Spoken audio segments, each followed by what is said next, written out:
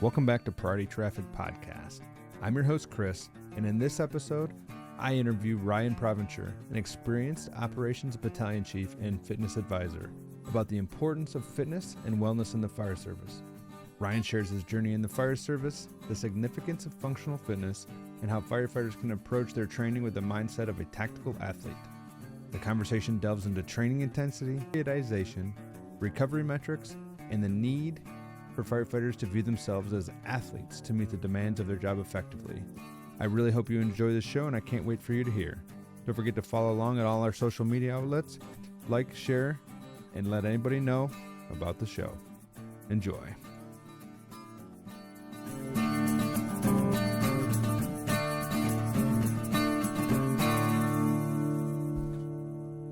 Thanks, Chris. Thanks for having me. I appreciate it. I'm excited for our conversation today. Absolutely. It's a pleasure to have you.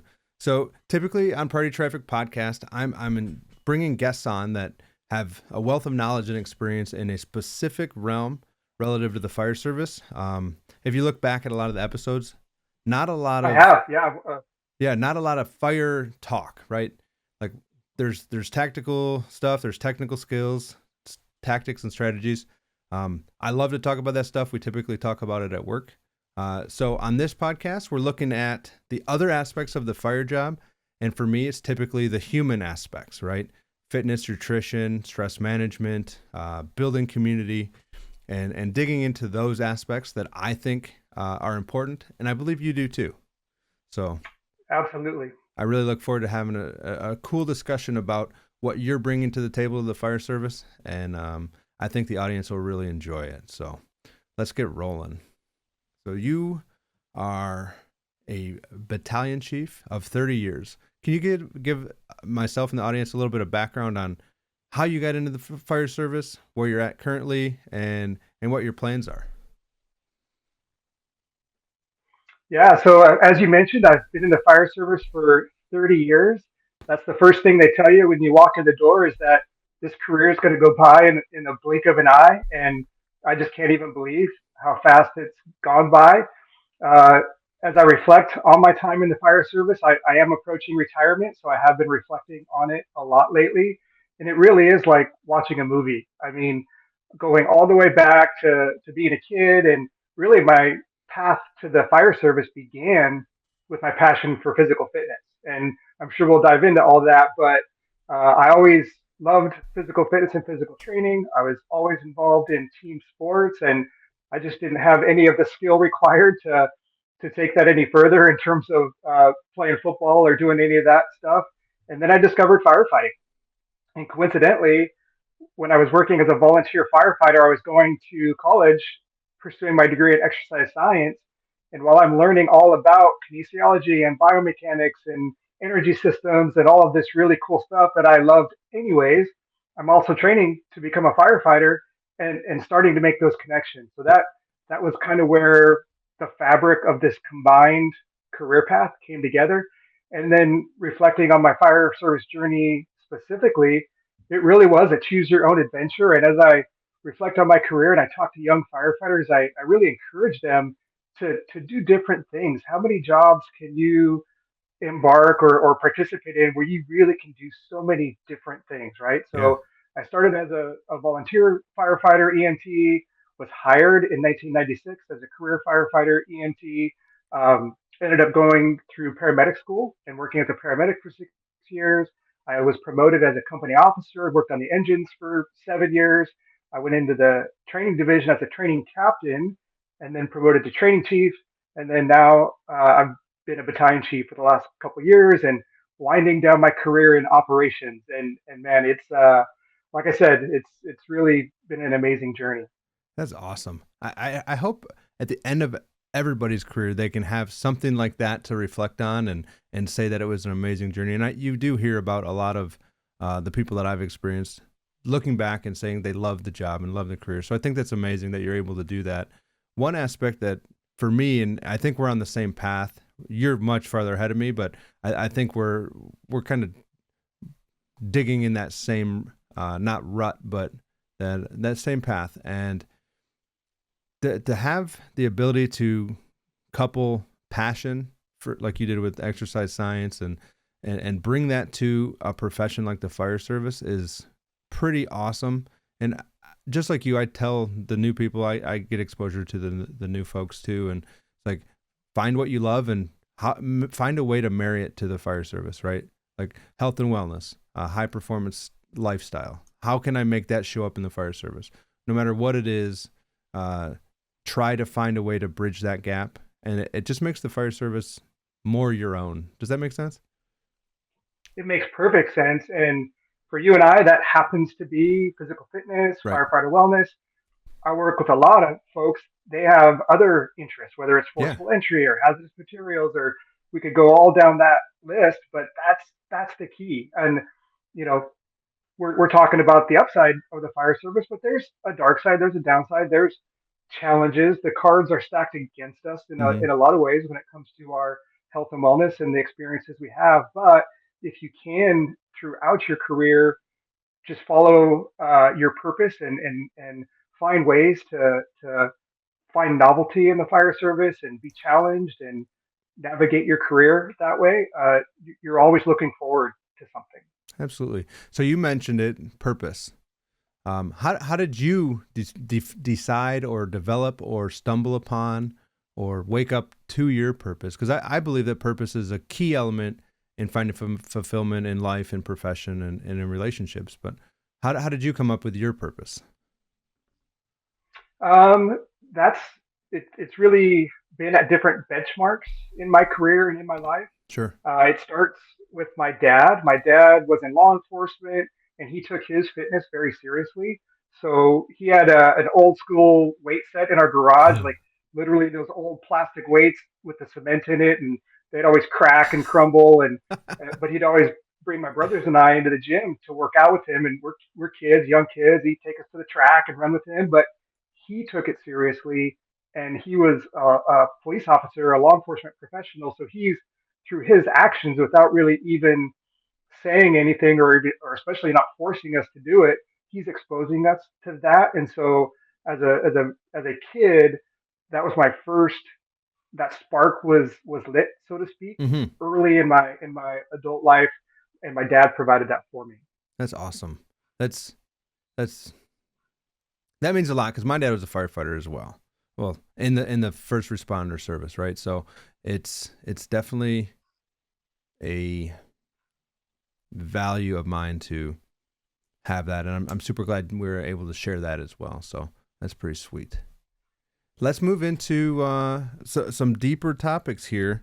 Firefighter fitness, right? Like that's a pretty big discussion amongst fire departments across the country, uh, and you have quite the experience with it. And you have the education to back it up.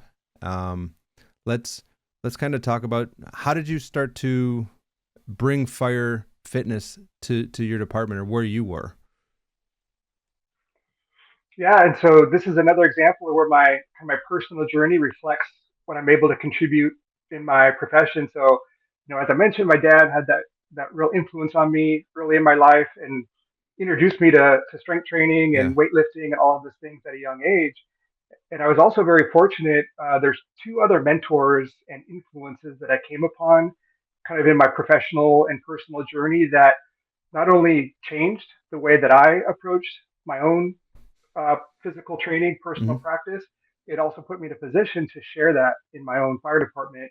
Um, I've been fortunate my whole career, as I mentioned.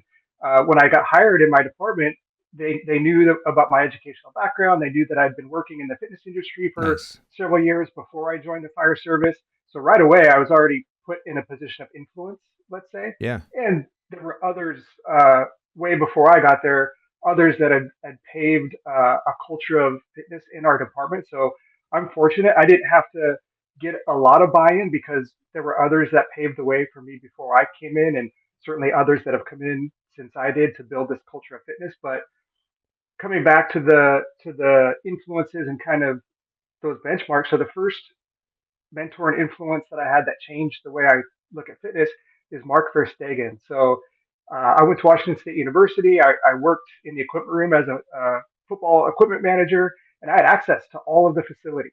Yeah. And which which was awesome for me. And Mark Verstegen just happened to be a strength coach there.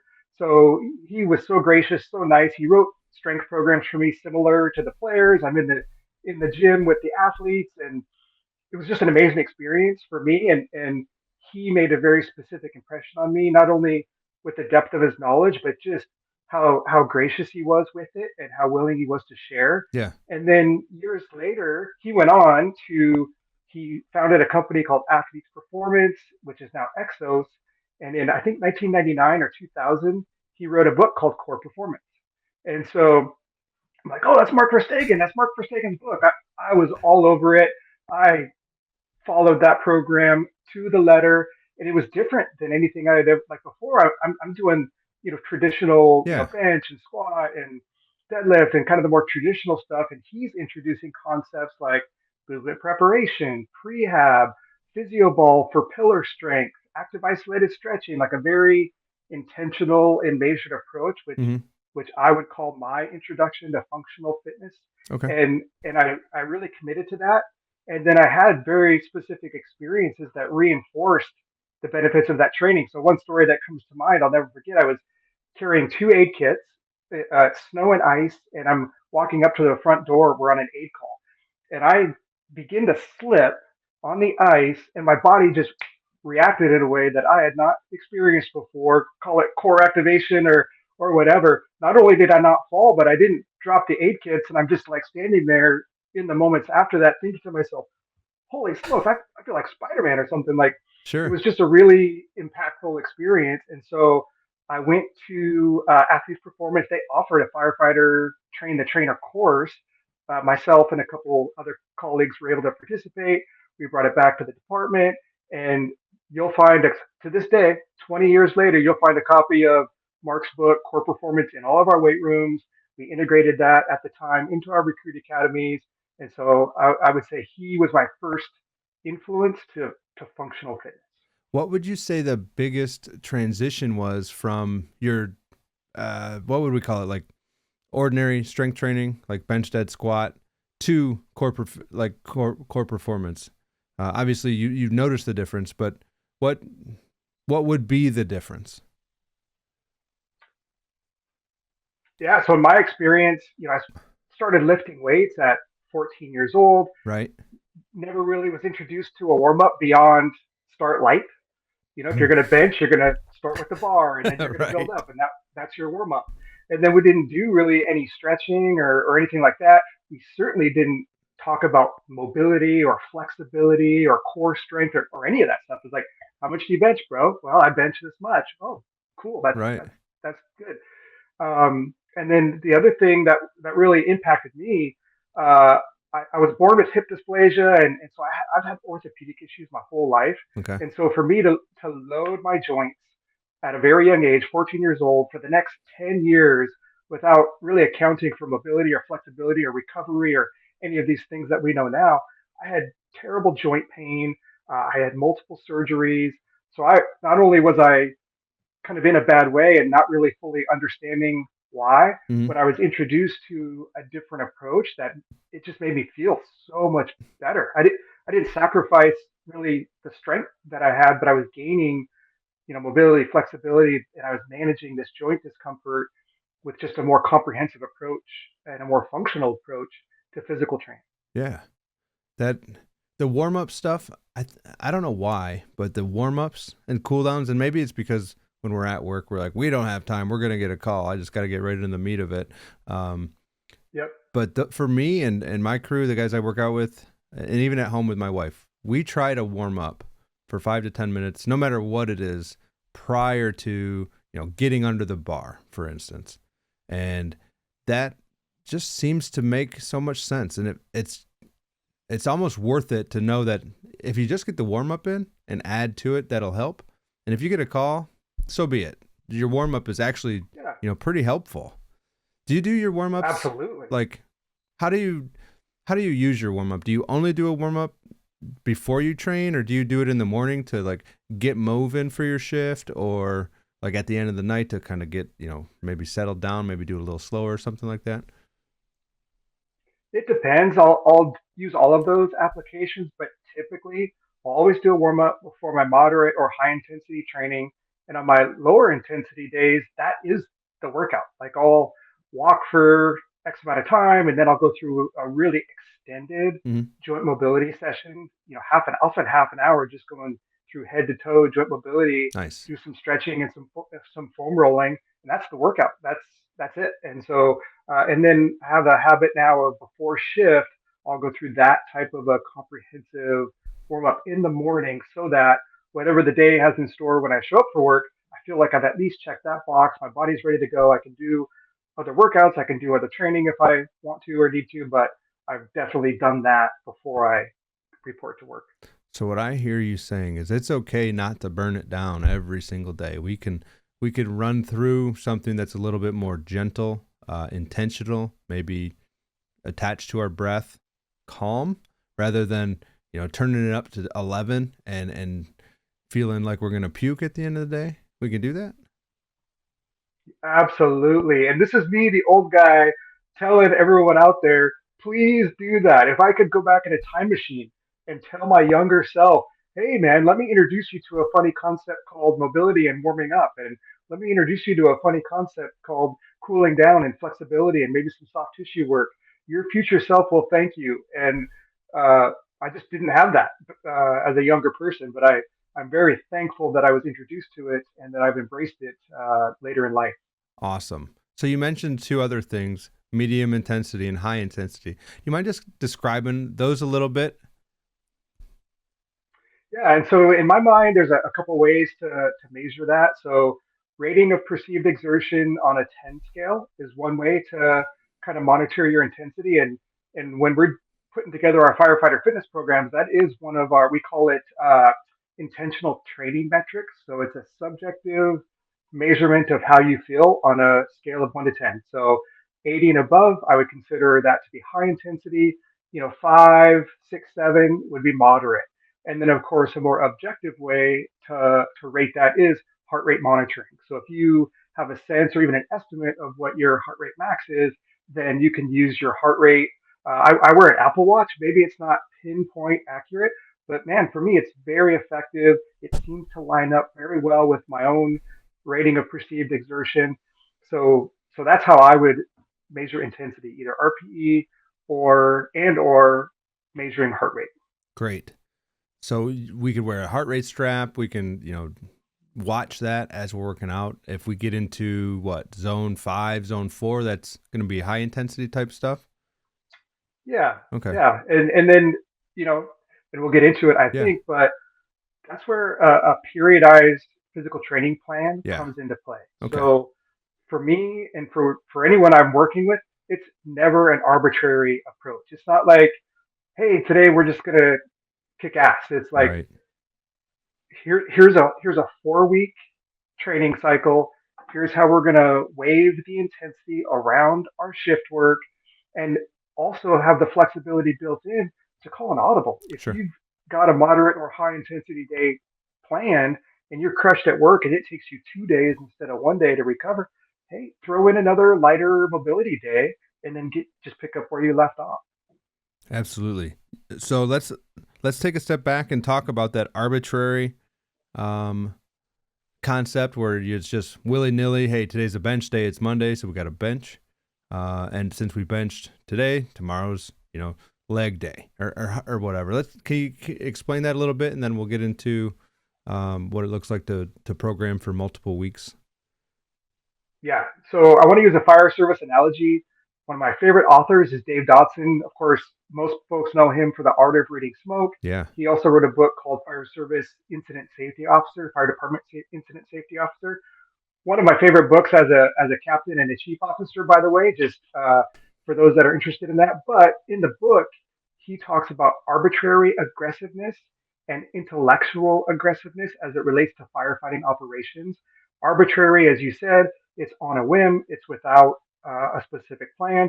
You're going to blow through the front door without doing a 360 size up, for example, versus an intellectual approach where you do your 360 size up, you consider what your strategy and tactics are going to be, and then you execute on that. In my mind, that is very specific to how we program our physical fitness for firefighters as well.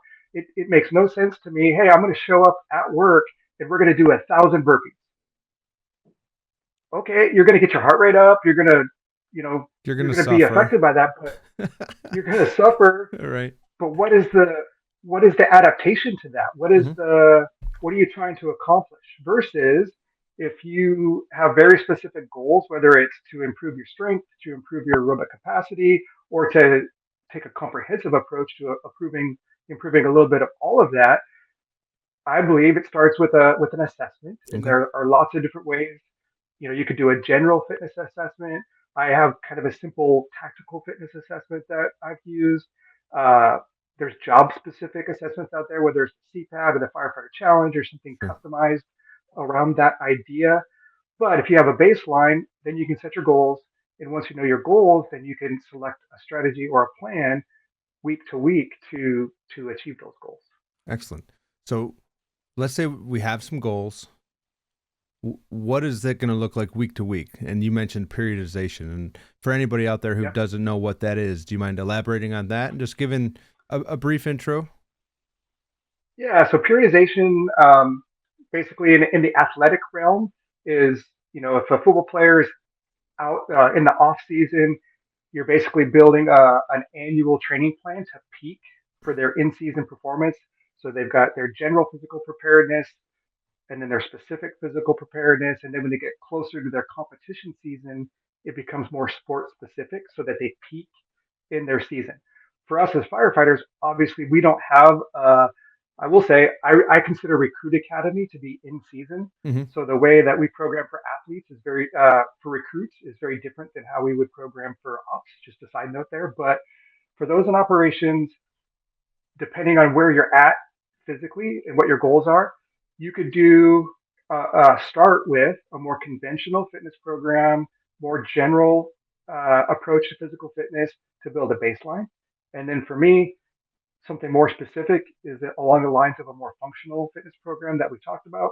And then for me, sport specific for firefighters is a firefighter tactical fitness program. And there are very specific elements of that that make it a tactical fitness program versus a functional fitness program versus a conventional fitness program. So depending on where the athlete is and what they want to accomplish, they can start in any of those three categories. And then it's a systematic approach, whether it's general or specific or sport specific. You have day one, day two, day three, week two, week three, week four, and it's a moderate intensity day, whether that's moderate intensity interval training, moderate intensity strength training, and then you maybe have a recovery day. So it's lighter, it's mobility, it's foam roll, and then you've ramped up to your high intensity peak performance day, whatever that is for you in your program. You're gonna go pedal to the metal on that day with intention Mm-hmm. and paying attention to your training metrics. So you're doing that safely, and then you recover from that. So if you look at a training cycle, Mm-hmm. even a 4 day training cycle, you're moderate, you recover, you're high intensity, you recover, and then you follow that sort of a wave over a 7 day training cycle, especially if you're on admin assignment, or maybe it's an 8 or 9 day training cycle if that's the duration of your shift cycle. So what I've really been drawn to later in my career is my physical training schedule is in absolute alignment with my shift Nice. cycle. How does it align? What is the key alignment for you on your shift? So I'm not. I'm a BC, so I'm kind of a lone wolf. I'm Sure. not on a crew, Sure. so I don't do my moderate or high intensity training at work. Like I mentioned, I'll do my. So if my day one, we work one on, two off, one on, four off. Okay. So my first work day, no intensity, low intensity, joint mobility. I go to work. I get off shift. I do again walk. I'll do my like zone two cardio. I'll do my foam rolling, my stretching on that day, and then that next day before my second shift in my cycle, that's moderate. Okay. And then I'm on shift. It's mobility day. I'm off shift. It's flexibility cardio day, and then moderate, and then recover, and then my high intensity day is that last day of my shift cycle before I start it all over again. Nice. So let's play imaginary. I'll be the firefighter. I work at 24/48. How would you want me to plan? Let's just say for a week, 7 days, 9 days, whatever that looks like, in your opinion. So if you work 24/48, Yep. you work your shift, and it's mobility day on in the morning. If you choose to do some workout with your crew or certainly your firefighter training, go for it. You come off shift. I always plan for a lighter day. The day after shift is going to be a recovery day, light cardio, stretching. That second day off before your next shift, that's a moderate intensity training day. Okay. So you're going to do your strength training or your moderate interval training. You're back on shift, no intensity. You're off shift, low intensity. And then on that third day, maybe that's your high intensity day. And you can plug that in, and that's your cycle. So you're on a 6 day training cycle. Yeah, You've got one moderate and one high day, and you can really play with that depending on what your baseline fitness level is, for sure. what your goals are. You can do another moderate, and then that third day is a high intensity day. But what I really recommend and ask firefighters to consider, don't add more moderate and high. Like if you're getting two moderate days and one high intensity day in a 7-ish day training cycle, that's plenty on top of what you're experiencing as a firefighter Right. to make steady progress. And I promise, if you do commit to those recovery days, like you embark on those recovery days with the same enthusiasm that you do the tougher days, you'll feel so much better and you'll recover so much better from the stress of firefighting and shift work. Absolutely. The shift work is brutal because it's out of your control. And then not only did you decide to go, if like on shift, if you send it and then you don't get any sleep, now you're just wrecked. And if you decide not to do anything that next day, now you're a whole day behind. You don't have that recovery.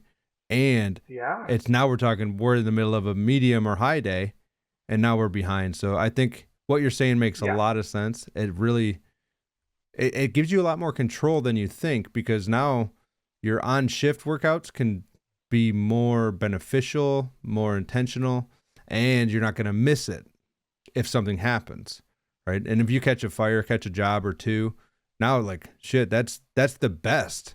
That's like the test, right? That's, hey, we just did it, we crushed it, we had a good call, we stretched, that's what we're hoping for. And you're not absolutely. coming to work not wasted, but just exhausted. Yeah. And that's the thing to remember. It's never about the workout. It's about the adaptation to the workout. Right, And that's not it's not a mystery. right. You can gauge your progress, and maybe we'll get into talking about training and scoring metrics, but you Yeah. can in each of your workouts collect data, so to speak, that informs you. You're either making progress or you're not. You Hmm. don't have to guess about it. You don't it's not a mystery if you're progressing or not progressing. And if you're not, why is that? Let's look at why you're not making the progress you want to make. And it might be just as easy as pointing to the fact that, hey, you are not recovering. You are Right. doing high intensity 4 times a week. You're working for a busy fire department that's challenging your body at a high intensity level for your job, independent of your workout. Where are you recovering in that period of time? And if you're not, it's very difficult to make steady progress. Hmm. Yeah, if you can go 100% on your workouts, we ask that you go 100% on your recovery to offset Yes, all of that other stuff, right? So yes, absolutely. while we're there, let's talk about recovery metrics and exercise metrics. Yeah, and so we've developed a system uh, to really help people monitor their progress in their training. So, what I would call intentional training metrics are subjective. The first one there is it's a movement rating, and it teaches individuals to measure their movement quality, and we rate that on a 10 scale, and we teach a 6 point self check to just help people understand how to do that. So it's Okay. basically a head to toe survey for any exercise. Pick any exercise, lunge, squat, press, whatever you're doing. How's your body lined up? Okay. Your head, your torso, your hips, your shoulders, your arms, your legs, and are you activating the musculature properly to execute the movement safely? So we teach, especially recruit. I like using Recruit Academy when we're talking about this Yeah. because you're taking people from a very diverse background, maybe fitness, maybe not, maybe fire service, maybe not, and you're teaching them and giving them tools in the gym that will help them to perform better and more safely on the job. So movement rating is one, intensity rating is two. So we talked about that. Yep. On a scale of 1 to 10, what's your rating of perceived exertion? Discomfort rating is the third metric, and not discomfort related to exercise, but like, oh man, my shoulder, or oh god, my knee, I'm feeling a little wonky. If that exceeds a two or a three on a 10 scale, that's a red flag. That's a check engine light. Cool. That's something that says to you, do not power through this. Make an adjustment. And if that resolves the issue, okay. But if it doesn't, you need to stop or do something different. Do not power through discomfort. The fourth thing is a focus rating. So if you've heard the word tunnel vision, Yeah. we talk about cognitive function. If you're operating at high intensity, that's where that tunnel vision comes in. Your sympathetic nervous system is at high alert. That's where we lose cognitive function as firefighters, and that's decision making and a lot of that sort of thing. Yeah. So if we can experience and pay attention to that to the point where we're rating it in the gym, if your heart rate's 170 in your workout and you're trying to track your reps or what round am I in, or you're trying to, it's easier said than done, Sure. and you're experiencing that in the gym, and so we teach our recruits in particular to think about that so that when you're on the fire, you have a very intuitive sense of your cognitive function related to the stress you're under. And then we have a dexterity rating. So that's fine motor skills, tying knots, coupling hose. In the gym, it's we actually have recruits write their scores on a written score sheet. So they have to grab a pen, they have to grab the clipboard, they have to document their reps, and they're paying attention to how that feels and how their fine motor skills are impacted by the intensity of their workout. I really So like that. here we've got these intentional training metrics. We teach it in the gym, and it you can see your progress. If you're doing more work and your movement quality is higher, or you're doing more work and your intensity rating is lower, that's progress. And then when we come back to more objective ratings, heart rate, load, volume, you're recording all of those things as well. So you do this workout week one, day one, and then you come back to this workout week three, day one, you're performing objectively at a higher level, whether it's increased load, increased volume, whatever the case may be. And you just monitor that, day after day after day over an entire 16-week, whether it's Recruit Academy or just your own physical training program. That's all tracking your progress with intention. So you mentioned something, but first off, I really like the cognitive piece, right? That bringing the awareness to what this high level of physical intensity does to us cognitively and dexterity. That's really cool. That's a really, really unique perspective and probably very helpful. So that's super cool. But another question is, you said you do exercise or a workout day one, week one, and then I heard you say week three, day one, right? So what I'm understanding is, and this makes sense to me, but you have the same workout to come back to. Like, you don't Yes. just do 7,000 different workouts over the course of your career. You have one, Yep. it's built, it's intentional, and you come back to it. Same one, and then you compare, right? Is that what I'm understanding? Yes, yes, absolutely. So, just for the sake of this discussion, if you've got a 16-week program, Mm-hmm. that program could be three phases, and you might have a series of workouts that you focus on for phase one based on the adaptation you're looking for, and then you may have a new set of workouts in phase two, and a new set of workouts in phase three, and you can manage those in each phase based on the goals or the adaptation you're striving for, and then you're tracking it all along the way. And then, as I mentioned, I've been working with this what I'm calling a firefighter tactical fitness assessment. You've already done that baseline in Mm-hmm. this one workout that you will come back to time and time and time and time again, and it gives you all of those same opportunities to evaluate your subjective metrics in this workout, this baseline tactical fitness assessment, and objective metrics, and how are you improving, and what does that look like over a period of 16 weeks. Yes, that makes perfect sense. So while we're deep in the thick of fitness and tactical things, what's your stance on firefighters and first responders in general getting the moniker tactical athlete? It's kind of a buzzword. There's a camp of people who think it's inappropriately applied.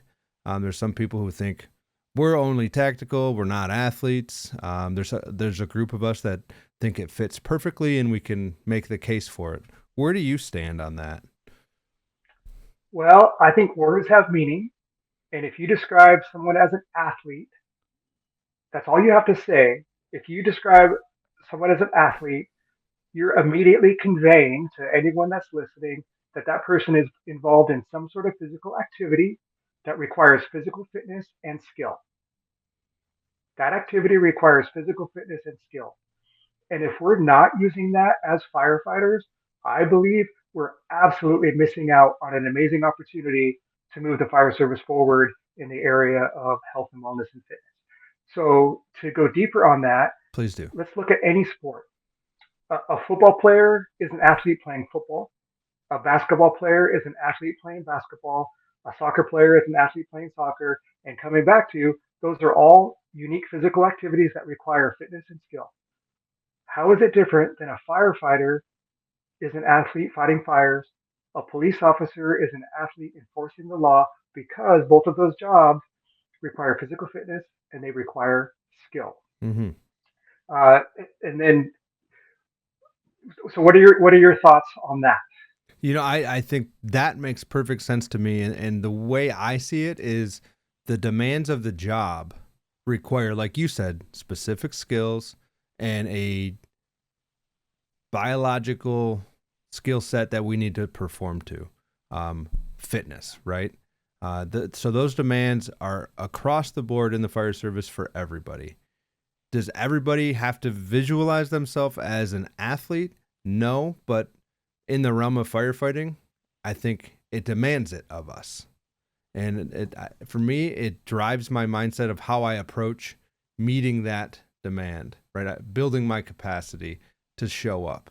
And I really think that when we see it that way, now it changes our mindset to, I need to prepare. I need to warm up. I need to maintain mobility, flexibility, stability, core strength. It opens your eyes to a bigger perspective on what the human body is capable of, but also needs to be prepared for. And if you're not approaching your fitness in the form like an athlete, I think you're really missing the boat. Yes. So that's Yeah. my And two so going cents. deeper on that, yeah. And so you couldn't agree more. And I'll share another just kind of anecdote and then tie it back into what you said about mindset. So I mentioned I worked for the equipment room at Washington State Yeah, University. I had a front row seat to everything going on with the football team at the time. And the support that these athletes received, and this was in the 90s. right. I'm going to date myself. This was in the early 90s. They had nutritionists that did all their meal planning. They had strength coaches that did all of their strength and conditioning. They had tutors that helped them with class. They had counselors that helped them with mental health and all these things. They had access to all of these resources with the sole purpose of optimizing their performance on the field. Right. That's that's the functional application of supporting an athlete.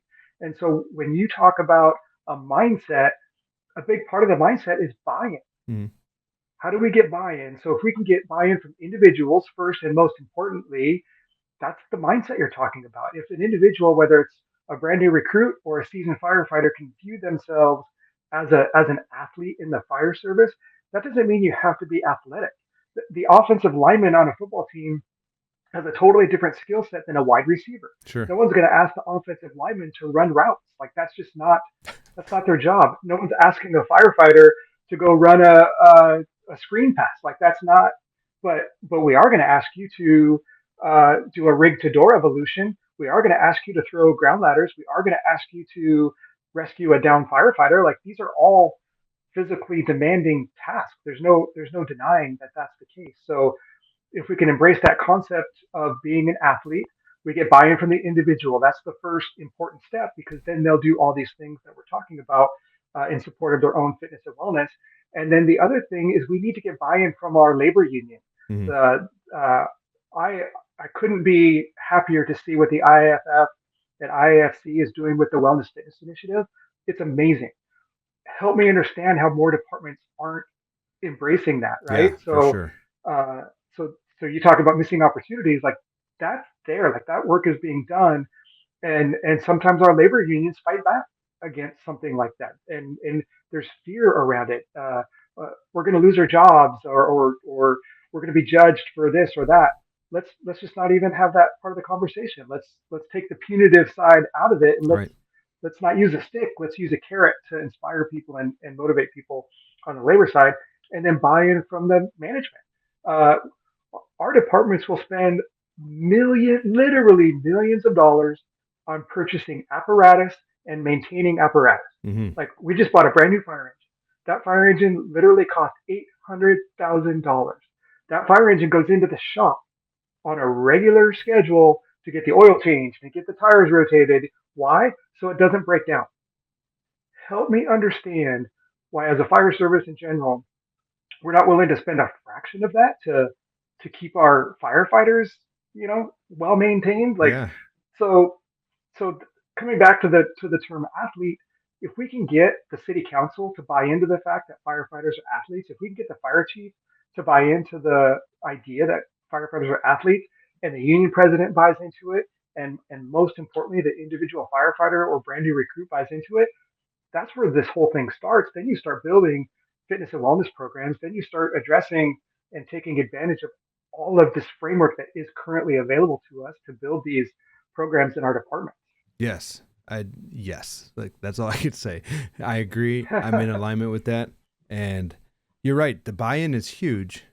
And for me, just being the firefighter, I'm just the firefighter, so I'm trying to be an example, be the model, and just kind of live it. But the, um, man, it is a challenge to do, but the lifestyle is not only going to support our performance for who we serve, the community, but it's going to serve us. It's going to fight against the big three: cancer, heart attacks, and suicides. And you know, Yes. it's going to improve mental health. And before I dig too deep into that, that kind of aligns or is basically lines up with the fundamental pillars of firefighter peak performance. So let's dig into that a little bit. Introduce what you're doing with firefighter peak performance, but let's talk about the three pillars that support the foundation of your mission when it comes to helping firefighters. Oh, for sure.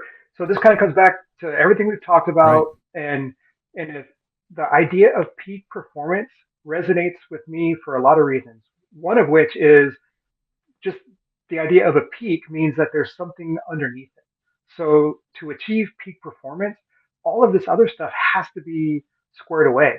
Your physical fitness, your mental health, your nutrition, your sleep, stress management, all of that kind of goes into supporting this peak performance. So that's where that idea comes from. The idea of firefighter peak performance is Mm-hmm. to be at your peak, you have to account for all of these other things.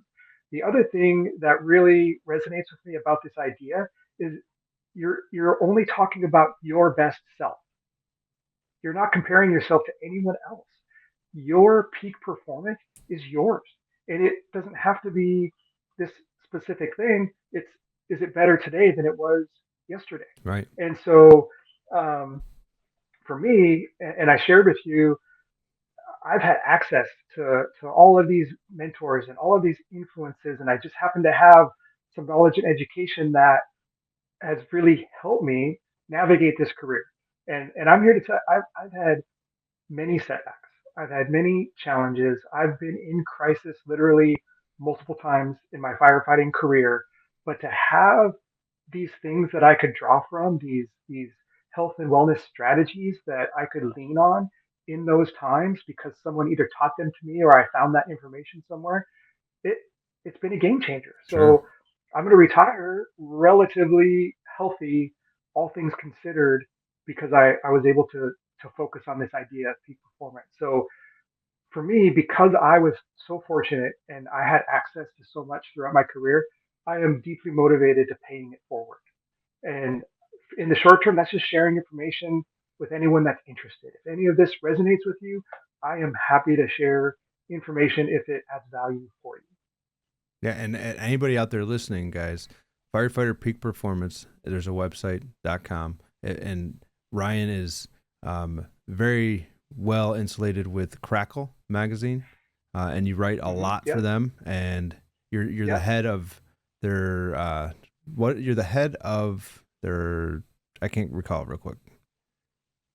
So my title with Crackle is the Executive Fitness Advisor, and Okay, that just means that I am a regular contributor. I help support the idea of okay, physical fitness for the magazine.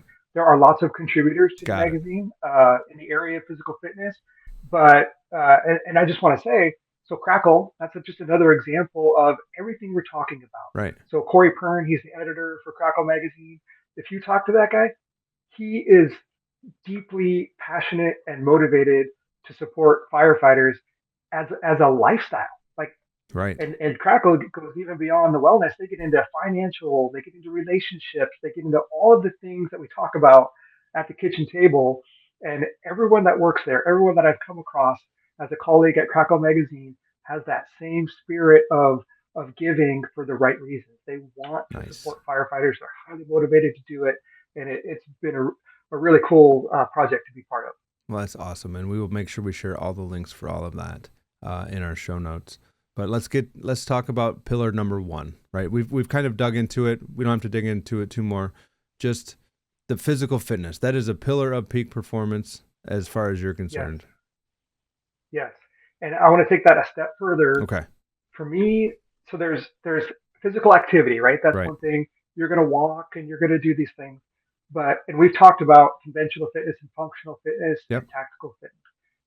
For me, and we're talking about pillars of peak performance, the idea of performance training for firefighter tactical fitness is critical. It's not random, it's not arbitrary, it's not, you know, you're in the gym doing bench necessarily, unless there's a reason to do that as part of your programming. It's very specific performance training for the job that we do. What would be a just an example of something very specific for people listening, just so they, oh, okay, that makes sense. So I have a whole list of kind of key components of what I consider to be firefighter tactical fitness programming. Okay. And again, this is me. It's a framework that has worked for me, and it's Sure. been a majority for myself and for folks I work with for the last 15 years or so. But instead of targeting the first thing, instead of targeting muscle groups, we're looking at movement patterns. So coming back to the recruit in academy, they're doing a vertical press, or they're doing a squat, or they're doing a lunge in their firefighting tasks. They're not working a specific muscle group. They are executing a series of movement patterns to do the work. So the exercises we select have a tactical application for firefighting. That's the first thing. Nice. Second, we can load those movement patterns with very simple tools: sandbags, kettlebells, steel clubs, med balls. These are very simple tools that uh, are infinitely less expensive than a commercial treadmill. They don't take up any space at all to store or to use. They're more fun, in my opinion, than anything that you would do at a commercial gym per se. So, using those simple tools, interval training is a very, very effective modality for training firefighters. And it's not just high intensity. You could do moderate intensity interval training. You can do low intensity interval training where you're doing, just for example, 30 seconds of contract and relax, and then 30 seconds of full relaxation. And that's on a timer that you're doing that Sure. through a series of recovery exercises. Um, and then coming back to the idea of intensity, and we talked about it.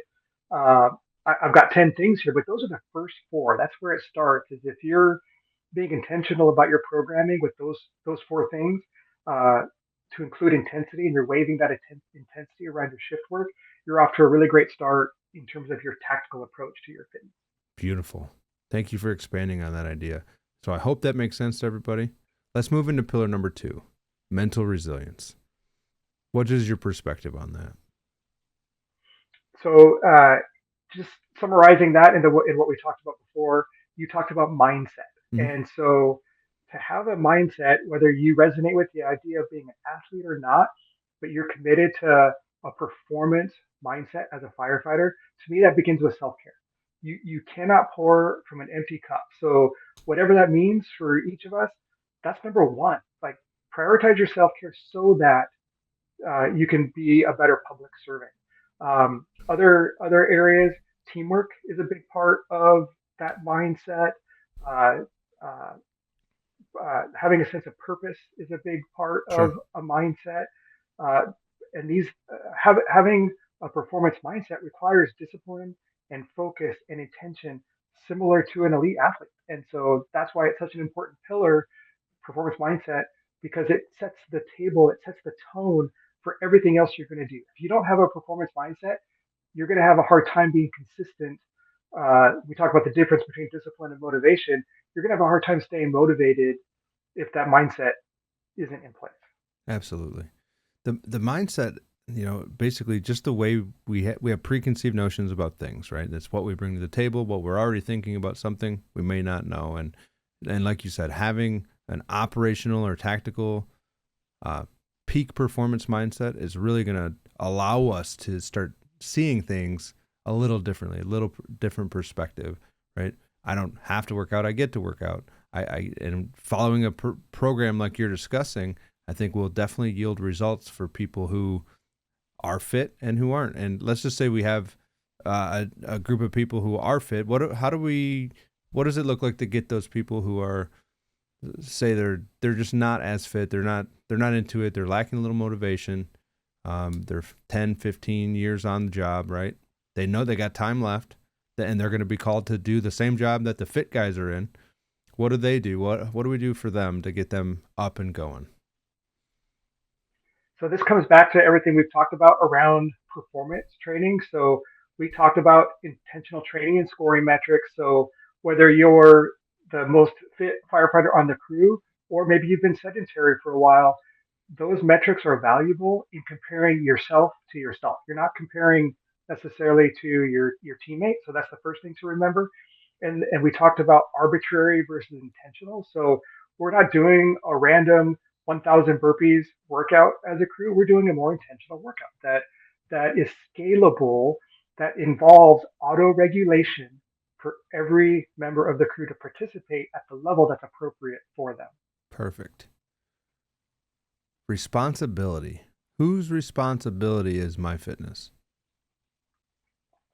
To me, it's everyone's individual responsibility. Take ownership of your own fitness. Yes, I think, and that's something, as you get to work with recruit classes and people in academy. So I think that's the greatest place for this conversation. But your wellness, along all of those holistic realms, relationships, finance, your relationship to the environment, that is all of those things, including our fitness, nutrition, self-care. Those are our responsibility.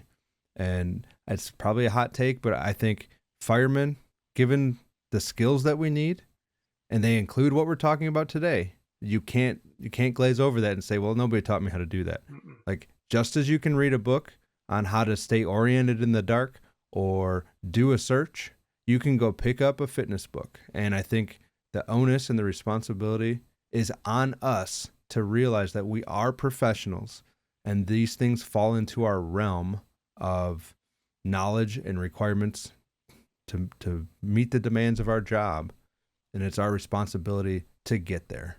I know not many people might agree with me, but how do you feel about that stance?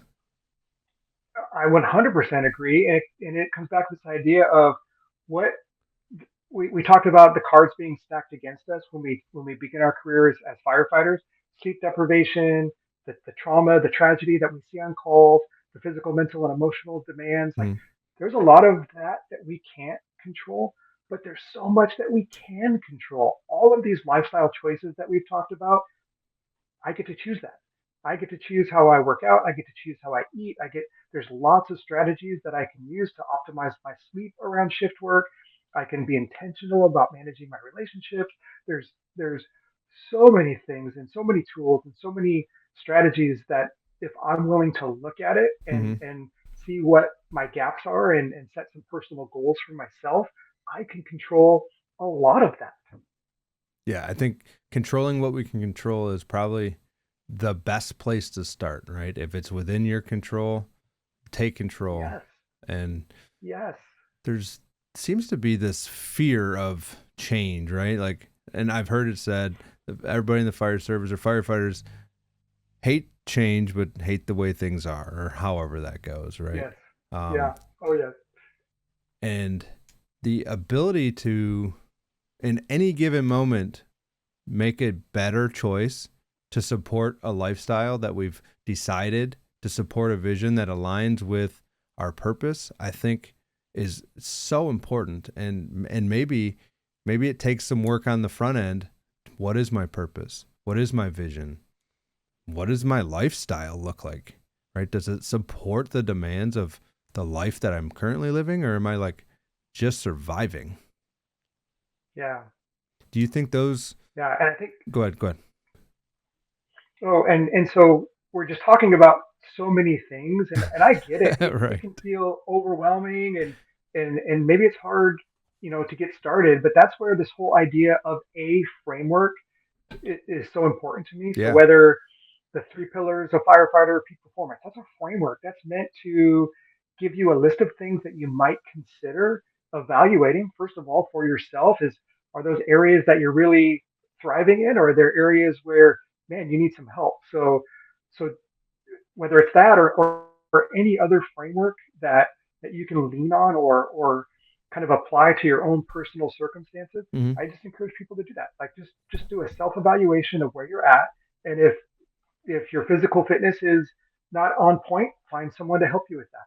If your mental health is struggling, with the peer fitness, or excuse me, the peer support programs that we have, the attention that's being paid to mental health, there's so many resources out there to help us with that. If there's emotional things going on, I know divorce and just all these things can really impact us off the job. Hopefully we have a friend network or a network of coworkers or other resources that we can tie into, but it takes that first step. You got to take that first step towards any of these things that you're struggling with. Just take the first step. And um, do you follow Jocko Willink at all? I do. I sure do. So he and I love all these books, and I consume all of this information, I right? know. So Yeah. I'm a nerd in that sense, and I Me own it. too. But but he talks about managing overwhelm, and he just says, keep it simple, man. Prioritize, plan, execute. Yep. Like, what's okay? If I've got all this stuff going and the world just feels out of control, okay, time out. What's my number one priority right now? What's the plan that I need to make progress on that? And what's the first action step? How do I execute on that? And just do that thing. Like, just start with that one thing. And then pretty soon you'll get your feet under you. You'll start to feel a little bit more settled. Okay, cool. What's next? And then what's next? And then next thing you know, 6 months goes by and you've got this whole kind of master plan to make sure you're staying on top of being healthy and achieving your goals. Yeah, I like that. And the idea of getting the plan, or, the priority, the plan, the execution, I think that's very important. And don't don't sit around waiting once you get the plan, right? Once you get it prioritized, choose the priority. What can you do today to move you closer to that? And try to keep that latency period between identifying the plan and the execution to as minimal as possible, right? Don't do it tomorrow. You're going to run out of tomorrows, right? We don't have that many tomorrows, and today's the best day to start doing anything. So, Yes, absolutely. so real quick, let's shift our discussion over to the people that have worked with you at Firefighter Peak Performance. Can you tell us about some of those success stories and where they were and maybe how they are doing now? Yeah, and so this goes all the way back to the beginnings. This what firefighter peak performance is now began with the seeds of starting early in my career. So my first opportunity to work with firefighters as a fitness professional was when I was a resident firefighter, and this was before I got hired as a career firefighter. I was doing fitness testing and exercise prescription, and there was one individual for one, he was let's say a seasoned firefighter Okay. and a little bit salty, and he was struggling with his weight, and he had some other things going on, and uh, he, to his credit, he was open to this kid, literally this 23-year-old kid coming in, and so I was doing the fitness assessment. I mapped out this workout program for him, and he embraced it. And even after I got hired, I would come back to that same department and continue to do that work with them. I did that for several years, and I would see the same individual, and he had lost weight, and he, you know, and as his physical appearance or his weight changed, the smile on his face would get bigger, and then it would get bigger, and the next thing you know, he's confident, he's thriving. So for anyone that out there that is a coach in any capacity, to provide something to someone and to have them kind of implement that and be successful,